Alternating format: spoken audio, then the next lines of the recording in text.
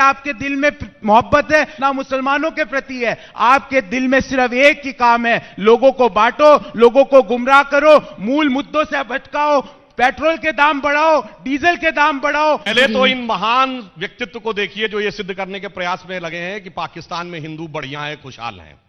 हाथ कंगन को आरसी क्या, पढ़े लिखे को फारसी क्या। अब मैं फैक्ट बता रहा हूं।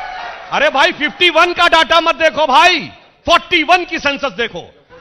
वेस्ट पाकिस्तान में 12.9%, आजादी से पहले सिखों की और हिंदुओं की 75% आबादी थी लाहौर में, और वो 51 में खत्म हो गई। आसमान खा गया, जमीन निकल गई।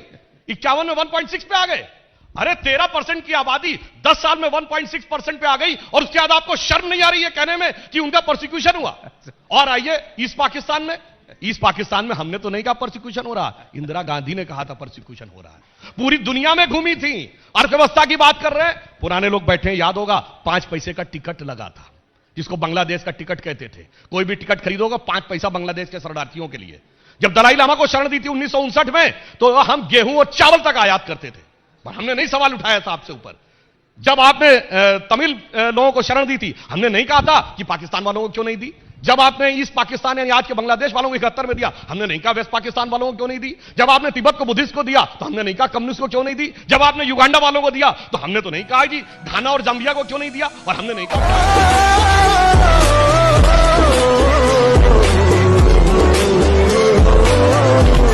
स्पष्टवादिता बहुत जबरदस्त है। आप लोगों को पता, अभी ये तो भगवा की बात कह रहे थे, पर आपने किसी को कुर्ते के ऊपर जनेऊ पहने देखा है?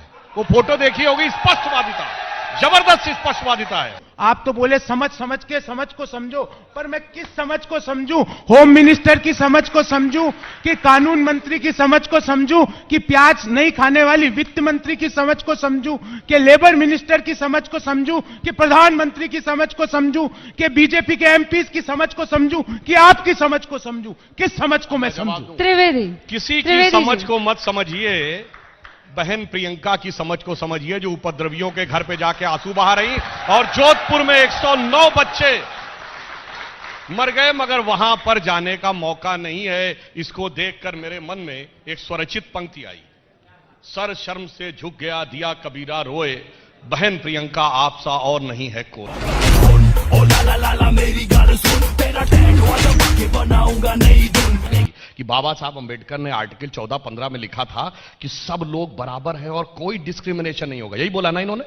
अब बताइए, ये 1986 में सर्वोच्च न्यायालय का निर्णय शरिया के पक्ष में पलटने का काम शाहबानो केस में किया। बोलिए, राजीव गांधी जो थे उन्होंने डॉक्टर अंबेडकर की हत्या की, सिद्धांतों की। अब सुनिए, 1970 में मुस्लिम पर्सनल लॉ बोर्ड किसने बनवाया? कि अलग नियम होगा, इंदिरा गांधी ने। ठीक है, तो उसमें तो होना चाहिए। और आपको पता है, इस देश में सरकार के बाद सबसे ज्यादा जमीन किसके पास है? वक्फ बोर्ड के पास, मंदिर मठों के पास नहीं है। कारण वक्फ बोर्ड को प्रोटेक्शन प्राप्त है, तो वहां पर तो स्पेशल प्रावधान होना चाहिए। तब डॉक्टर अंबेडकर का 15वां आर्टिकल भूल जाते हैं, और मनमोहन सिंह 2007 में कहते हैं मुस्लिम should have first right over the national resources of India. तब डॉक्टर अंबेडकर को भूल जाते हैं। कांग्रेस कहती है मुस्लिमों को आरक्षण देंगे, आंध्र प्रदेश में भी, कर्नाटक में भी, तब डॉक्टर अंबेडकर को भूल जाते हैं। और अब जब पाकिस्तानी मुस्लिमों को बसाने की बात आए तो अंबेडकर याद आता है।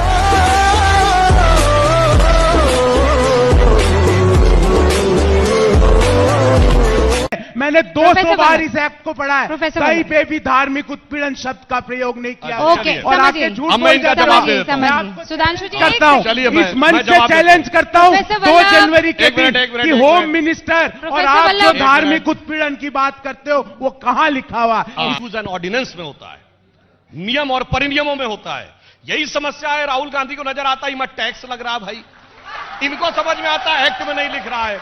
और जिसे कहते हैं संग दिली की हद तो यह है कि अगर कोई भारत में बैठ के कहे कि वो 22.9% से 3% पे आ गए, उसके बाद उसको कागज का सबूत चाहिए कि प्रोसिक्यूशन हो रहा है, मगर मुस्लिम वर्ड जो नहीं लिखा है उसके लिए छाती पीट रहे हैं।